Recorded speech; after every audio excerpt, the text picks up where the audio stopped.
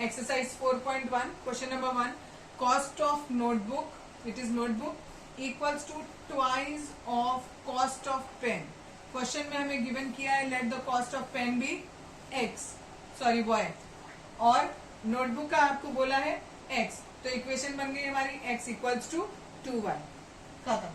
Second question number 2. Express the following linear equation in the form ax plus by plus c equals to 0. इसमें given किया है आपको कि linear equation को आप इस फॉर्म में चेंज करो, यानी जनरल फॉर्म में चेंज करो, and after that find out the value of A B C. तो पहला पार्ट ये दिया है, इसमें देखो ax प्लस by, लेकिन c की वैल्यू हमें इक्वल टू के राइट में दी है, इसको लेफ्ट में लाएंगे तो माइनस में हो जाएगी, लेकिन हमें वैल्यू किस में चाहिए, प्लस में चाहिए, तो प्लस लिखा और वैल्यू को माइनस को ब्रैकेट के अंदर कर दिया. अब कंपेयर करेंगे, a की वैल्यू ये, b की वैल्यू ये और c की वैल्यू ये. जो भी कुछ x के साथ में होता है कोफिशिएंट, वो a की वैल्यू, जो y के साथ होता है दैट इज b, और जो x और y कोई वेरिएबल उसमें नहीं है, जिसमें कोई भी वेरिएबल नहीं हो, वो वैल्यू होती है हमारी c की.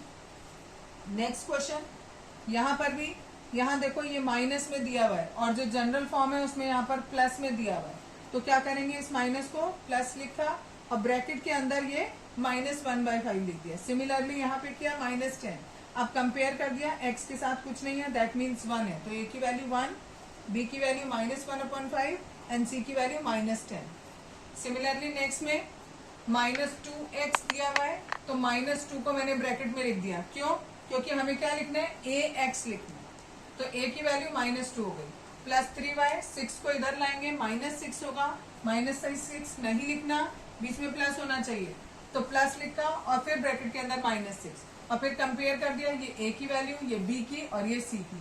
जो x के साथ होती है वो a, जो y के साथ है वो b, और जो किसी के साथ नहीं है वो वैल्यू c की होगी. नेक्स्ट वाले में भी सेम वैसे किया, x as it is, 3y को इधर लाएंगे तो माइनस का होगा, हमें प्लस में लिखना है तो -3 को ब्रैकेट में ले लिया.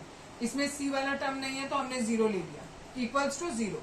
0 के अलावा हम और कुछ नहीं ले सकते. क्यों? क्योंकि कोई भी अगर इक्वेशन है तो उसमें हम अपने मन से कुछ भी ऐड या सेपरेट नहीं कर सकते, केवल 0 ऐड कर सकते हैं, तो वो हमने कर दिया. कंपेयर करो इसे, ये x के साथ कुछ नहीं है तो 1, यानी a की वैल्यू 1, b की वैल्यू -3 और c की वैल्यू 0.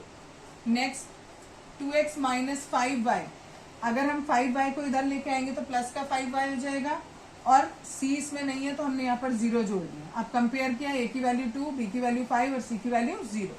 सिमिलरली नेक्स्ट यहाँ पर देखो y वाला टर्म नहीं है, तो y के साथ हम केवल 0 ले सकते हैं. क्यों ले सकते हैं? देखो, अगर हम y के आगे 1 ले लेंगे तो इट इज y हो जाएगा, 1 इंटू y इज y, जबकि y तो इसमें है ही नहीं. लेकिन अगर हमने 0 इंटू y लिया तो दैट इज 0. ठीक है, इसलिए हम यहाँ पर 1y नहीं ले सकते, 0y लेंगे. फिर कंपेयर कर दिया, a की वैल्यू 3, b की वैल्यू 0 और c की वैल्यू. Next part, y -2 equal to 0, इसमें x का टर्म नहीं है, तो x का टर्म नहीं है तो x के साथ 0 लेंगे. y के कोफिशिएंट हमें 1 दिया हुआ है तो 1 इंटू y लिख सकते हैं. यहाँ -2 है, माइनस नहीं लिखना होता तो प्लस लगाया और ब्रैकेट में -2. ये a की वैल्यू, ये b की वैल्यू और ये c की वैल्यू. नेक्स्ट 5 इक्वल टू 2x, हमारा इक्वल टू के राइट में 0 होना चाहिए, यानी हम 2x को इस तरफ लेके आ गए. 2x को जब इधर लाएंगे तो माइनस का 2x बनेगा, हमारा इक्वेशन ये बनेगा माइनस का 2x प्लस 5 इक्वल्स टू 0.